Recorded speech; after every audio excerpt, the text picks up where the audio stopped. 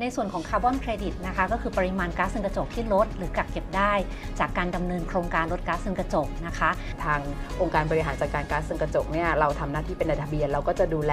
ธุรกรรมในเรื่องของการโอนคาร์บอนเครดิตหรือว่าการถอนคาร์บอนเครดิตเพื่อเอาไปใช้ในเรื่องของการชดเชยอะค่ะของต้องมีมาตรฐานเพราะว่าผู้ซื้อเลือกได้อยู่แล้วนะเพราะผู้ซื้อเนี่ยก็ต้องการมาตรฐานที่ดีมาตรฐานในประเทศก็ต้องมีการรับรองสามารถติดตามรายการคิดเพื่อชาติได้นะคะทุกวันเสาร์และอาทิตย์ในเวลา 20:30 น.ถึง 21 นาฬิกานะคะทางสถานีโทรทัศน์ TNN2 True ID และท่านสามารถรับชมย้อนหลังได้ทุกแพลตฟอร์มของ TNN ค่ะ